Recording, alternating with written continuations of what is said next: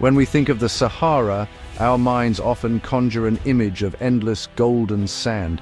We imagine a vast and silent wasteland, a place utterly devoid of life, scorched by a relentless sun. It is a land that stretches for thousands upon thousands of miles, a seemingly infinite expanse that covers much of North Africa. This immense scale is almost impossible to truly comprehend. It is larger than the entire United States, a dominion of heat and light where temperatures can soar to blistering highs. This reputation of a barren and hostile void has been carried through stories and films for generations, shaping our perception of this extraordinary part of our planet. This image, however powerful, is but a grand illusion. It is a single chapter in a much longer, more complex story. The Sahara is not empty. It is not lifeless. It is instead a world of profound secrets, a place that guards its treasures with a fierce and patient silence. Beneath the surface, away from our immediate sight, lies a reality that challenges everything we thought we knew. The desert's apparent emptiness is a veil, and to look beyond it is to begin a journey of discovery. It is to find that this great expanse, which seems so still and so simple, is in fact a dynamic and wonderfully intricate system, humming with hidden life. The harshness of the Sahara is undeniable. Daytime temperatures can be punishing, and rainfall is a rare and precious event in most parts of this colossal desert. For any living thing, survival here requires remarkable adaptations and a resilience that is truly awe-inspiring. It is this very challenge that has sculpted the life that does exist here into unique and fascinating forms.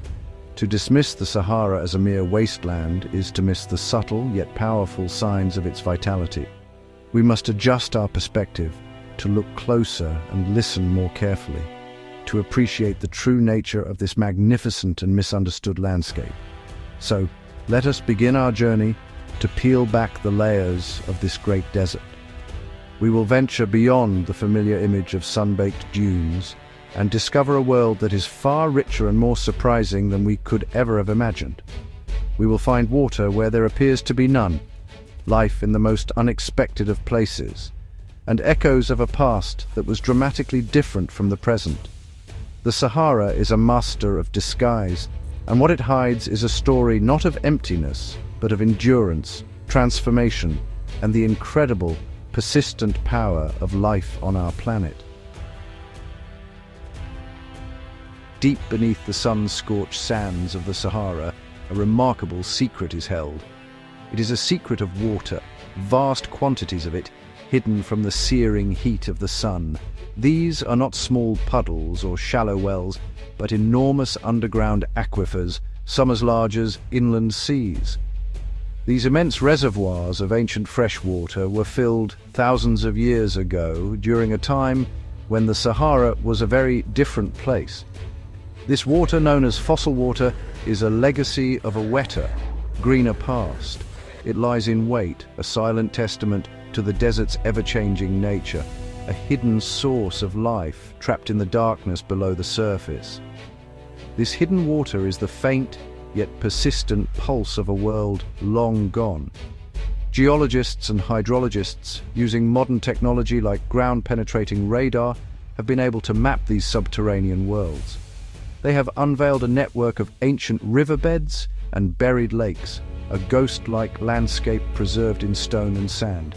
One such river system, the Tamanrasset River, was once one of the longest rivers on Earth. It flowed from the heart of Africa to the Atlantic Ocean, a mighty waterway that would have rivaled the Nile. Today, its course is invisible on the surface, but its ancient valley still guides the flow of water deep underground. Imagine for a moment what this means. The Sahara, the very symbol of dryness, is sitting on top of one of the world's largest reserves of fresh water. These aquifers are a lifeline for the people and wildlife that call the desert home today. Oases, those beautiful emerald jewels of the desert, are often just places where this ancient water has found a way to the surface. They are windows into the Sahara's hidden, watery depths. The very existence of these oases, bustling with palm trees and human settlements, is proof that the desert's barren appearance is profoundly deceiving. The story of this underground water is a poignant reminder of the cycles of our planet. It tells us that landscapes we see as permanent are, on a geological timescale, merely fleeting. The water is a finite resource, a gift from a bygone era that is being slowly used. As we draw from these ancient wells, we are drinking from the past, tapping into a legacy left by a greener Sahara. It forces us to think about time differently, to appreciate the immense and slow-moving forces that have shaped and continue to shape the world around us. In the vastness of the Sahara, oases are not just patches of green, they are vibrant, self-contained worlds. These are islands of intense life, flourishing in the middle of one of the most extreme environments on Earth. Here, the hidden underground water we spoke of emerges, creating a sanctuary for an astonishing variety of plants and animals. Date palms, a classic symbol of the oasis, provide shade, food, and building materials, forming the backbone of this unique ecosystem. Beneath their fronds, a whole community of life thrives, from fruit trees and vegetable gardens to the insects and birds that depend on them. The life found in these isolated pockets is often highly specialized. Over thousands of years, species have become uniquely adapted to survive in their specific oasis.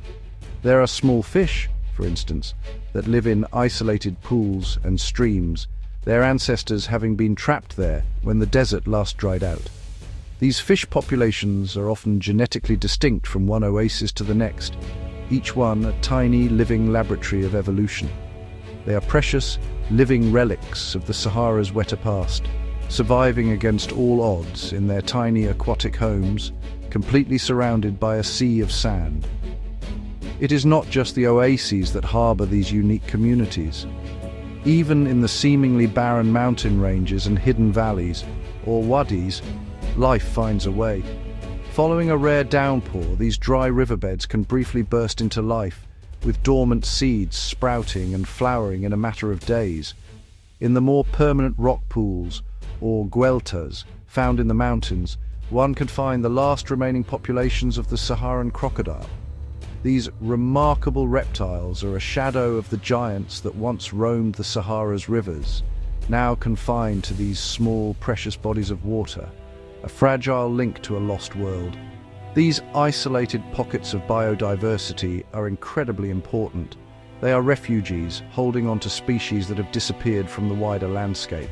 They demonstrate the sheer tenacity of life, its ability to hold on in the most challenging of circumstances, but they are also fragile. A change in the water table or the introduction of a new species can upset the delicate balance of these island ecosystems. Protecting them is not just about saving individual species, it is about preserving the living history of the Sahara and the incredible story of survival that it tells.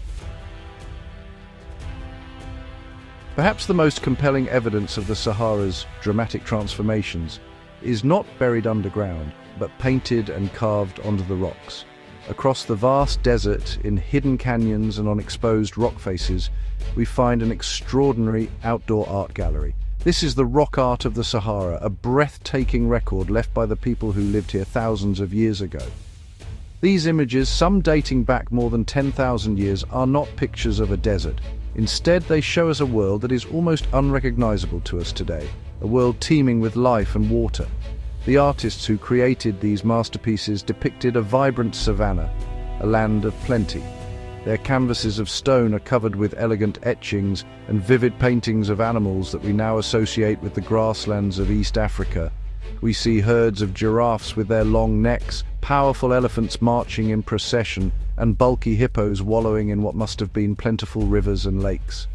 There are even depictions of people swimming.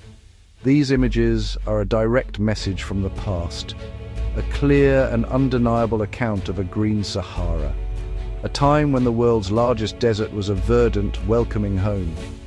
This period of abundance is known as the African humid period. It was a time, lasting for several thousand years, when regular monsoon rains reached far into North Africa, transforming the landscape. The people who lived there were hunter-gatherers and later cattle herders, Their art shows them hunting with bows and arrows, tending to their livestock, and living in thriving communities.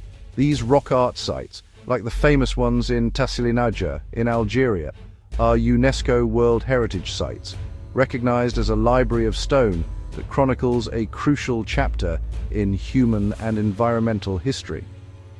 Looking at this ancient art, one cannot help but feel a profound sense of awe and connection to these long-vanished people. They were witnesses to a world that no longer exists. Their art is a beautiful yet haunting reminder of how dramatically and how quickly climates can change. It proves that the Sahara is not a static place, but a landscape in a constant slow-motion dance with the Earth's climate.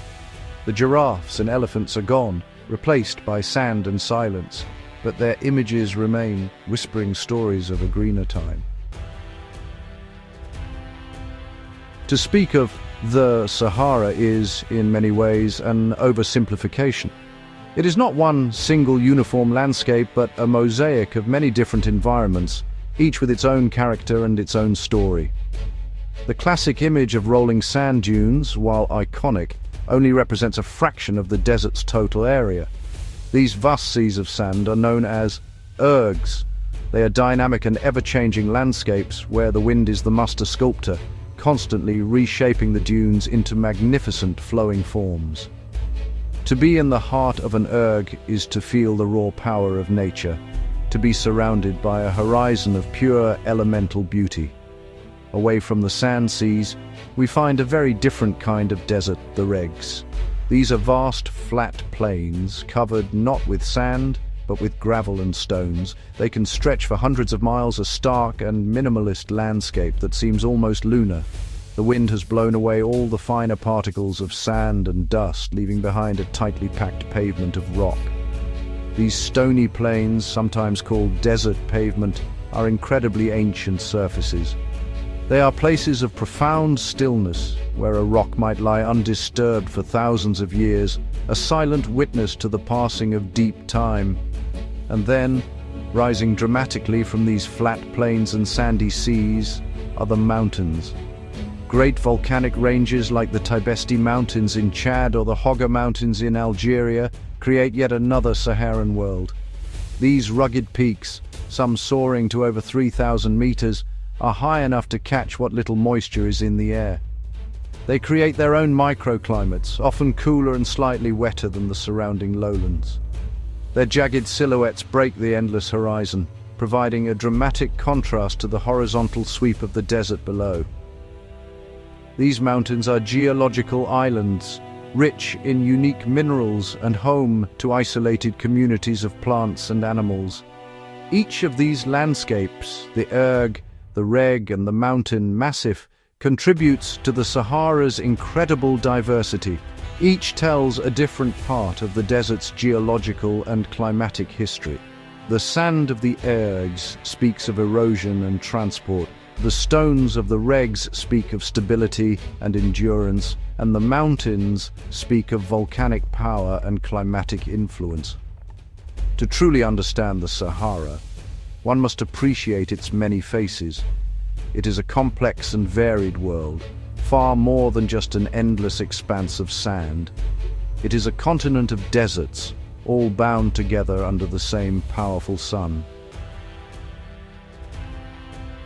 The Great Sand Seas, the ergs, are perhaps the most dynamic part of the Sahara. They are alive with movement. The wind, blowing consistently in one direction for months on end, picks up individual grains of sand and sends them on a journey. This process, called saltation, is how dunes are born and how they migrate across the desert. A large dune can move several meters in a single year, a slow but relentless march. Standing on the crest of a dune, you can sometimes hear the sand singing, a low humming sound created by the friction of millions of grains sliding down the dune face. It is the voice of the desert, a sound of constant creation and change. The shapes of the dunes tell a story about the winds that formed them. There are crescent-shaped Barshan dunes, which form where the wind is constant and the sand supply is limited. There are long, linear sea ice dunes which can stretch for hundreds of kilometers, aligned parallel to the prevailing wind. And then there are the complex star dunes, which form in areas where the wind blows from multiple directions, building a central peak with radiating arms.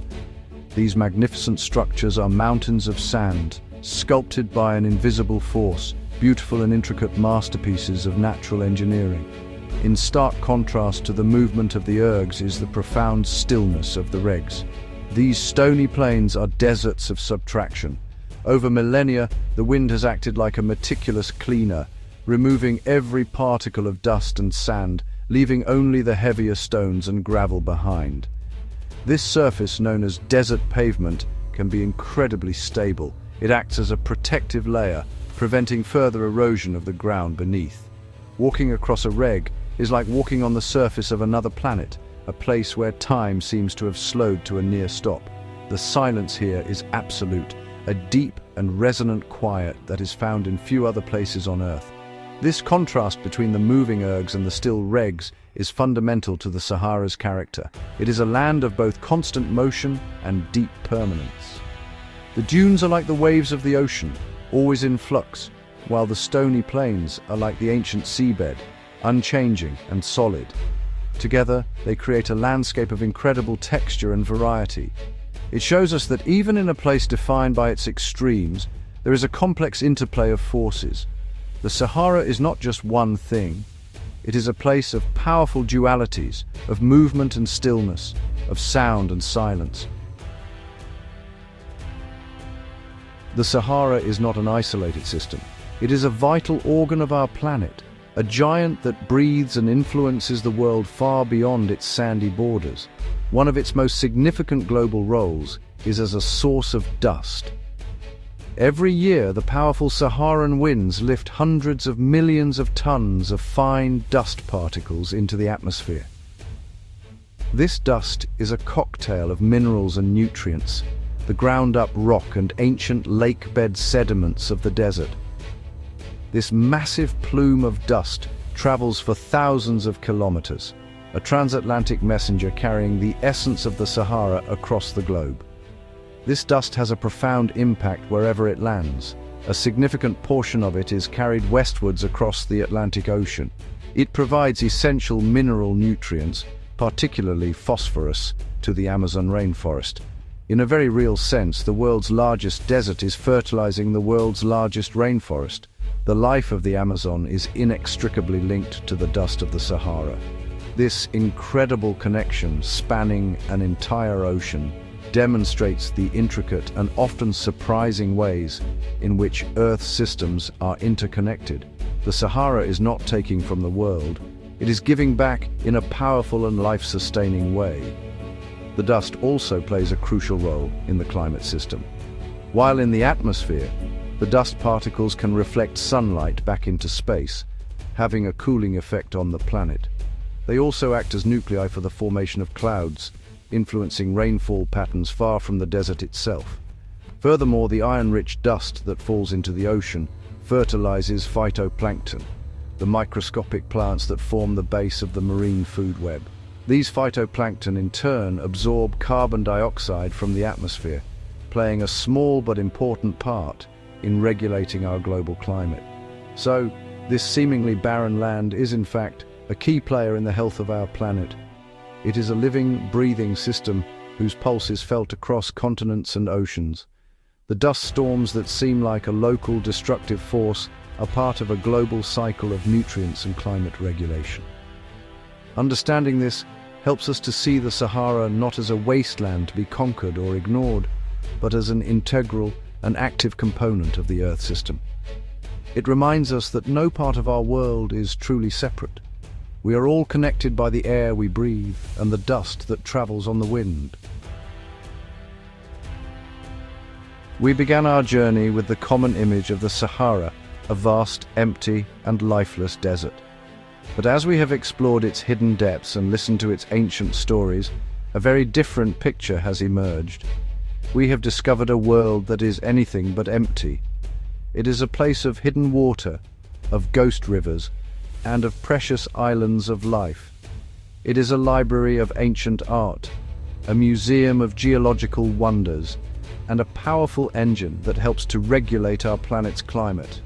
The Sahara is a land of breathtaking complexity, a place whose secrets are as vast as its horizons. The Great Desert teaches us a valuable lesson. We must look beyond the surface of things. What appears to be simple and barren can, with closer inspection, reveal a world of intricate detail and surprising vitality. The resilience of the Saharan crocodile, the journey of the dust to the Amazon, the story told by a 10,000-year-old painting, these are all chapters in the Sahara's epic story. They challenge our perceptions and invite us to look at the world with a greater sense of wonder and curiosity. They show us that life is tenacious and that history is written not just in books but in stone, sand and water. The Sahara is a testament to the power of change. It has not always been a desert, and it will not always be a desert. Its transformation from a green savanna to a sandy sea is a powerful reminder of how sensitive our planet's climate is. This history, written across its landscape, is not just a story about the past. It is a warning and a guide for our future. As our own climate changes, the story of the Sahara becomes more relevant than ever. It is a benchmark, a case study in large-scale environmental transformation that we would be wise to study and understand. So the next time you see a picture of the Sahara, I hope you will see more than just sand. I hope you will see a living, breathing world, a place of profound beauty, history and importance.